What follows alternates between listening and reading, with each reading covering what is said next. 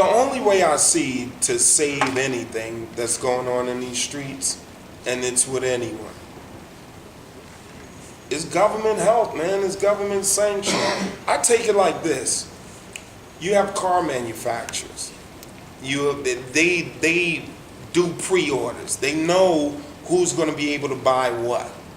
Same thing with gun manufacturers. If you're supposed to have a permit to even qualify to purchase a gun, then they know X amount of people have permits, X amount of people applied for permits for guns.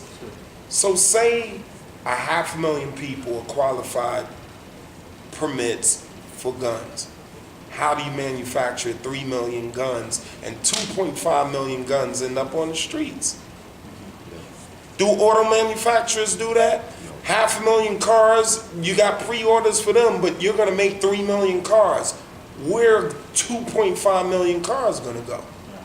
They're not gonna do it. Maybe you'll have, all right, if 500,000 are qualified, maybe you'll have a surplus of 250,000 cars. Maybe you'll have a surplus of 100,000 cars. You're not gonna have 2.5 million cars that nobody's gonna buy. So you think You need gun control. You need gun control because all of that surplus is ending up on the streets, and those are the tools for destruction. You need that. Totally off the wall, completely from what you were talking about just now. Non-hip hop artists today. Switching the gears. The most away from hip hop artists that's hot right now. You guys could do a record with.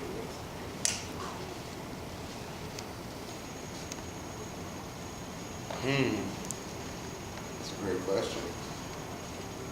I'm not sure because, I don't tune into really what's out there, and all you could do is go off the top of your head with what's playing on the radio. And all of that is major radio bullshit. You know what I'm saying?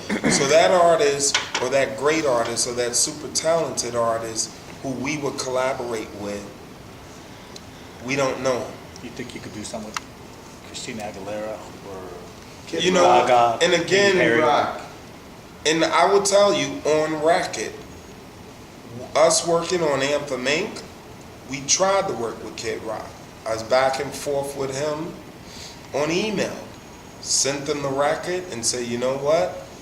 We could do this record, or if you don't like this record, we could just get creative and come in from scratch. And it didn't happen. Why So didn't it happen? Well, Kid is one of the most difficult artists to work with. Is that the case? and you know what? And I won't even shit on him like that because I remember being at a radio show out here. We had there was a radio award show. This was years ago, maybe 10 years ago.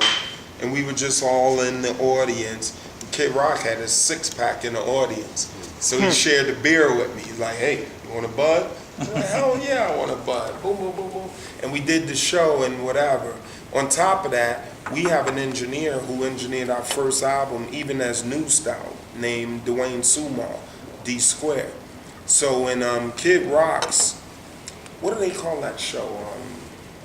I don't know. It's one of those like behind the music shows. Oh yeah. Our guy D Square is speaking in there. He's really good friends with Kid Rock. So, maybe he didn't like the record. Maybe he's too busy. Maybe whatever. It just didn't happen. You know what I mean? And there's been multiple artists like that. You know. You didn't particularly find him difficult to work with. But you didn't particularly find him difficult. I mean, we never worked with him, so I don't know how With the difficult emails, it is. was he personable? No, we had it going back and forth. It just didn't happen, And there's a few other artists who we reached out to. We tried to make collaborations happen, and it didn't happen because perhaps maybe they felt we weren't relevant enough. You know what I'm saying? At the time, and this is as of 2008, 2009. Perhaps they thought we weren't relevant enough. And then we look at some of these other artists they have collaborated with. Would Walk This Way, Aerosmith was dead until they came back, and because of that collaboration, Aerosmith lived on. So, Similar, if Yeah. Like what you're saying with Aerosmith, you know, making a comeback, if we do our jobs to help push flags, that could probably put you guys back on the map even greater. But Not that you've been for off us, the map. for us, it's not even about that, because a lot of these artists who you see and hear on the radio right now, you guys know as DJs, the whole bottom is falling out of the music industry. So as all of these diva artists who are used to all of these padded numbers, all of these padded budgets, the labels can't afford it anymore. Citibank just took over EMI, Capitol Records. So all of this, Took over Capitol Records. yes, Wow. all of that major label shit is falling to the ground. With it will be all of those artists. Us, as independent artists, we've been operating independently since the three of us reunited in 2008. We've just been doing this, gaining. We have a great viral presence. We do over 100 shows a year. We're able to book David Letterman, Wendy Williams show, Monique. We're going on to book Jimmy Fallon and George Lopez. There you go. We're I wanna working bring you as to St. independent Louis. artists You call where it- it's a do-it-yourself business right now. So it's like, it's doing like this. Why do you think that is with the major labels? Because of technology, because of No one buying Napster actual back CD. in the day, because all of this music is accessible and it's free.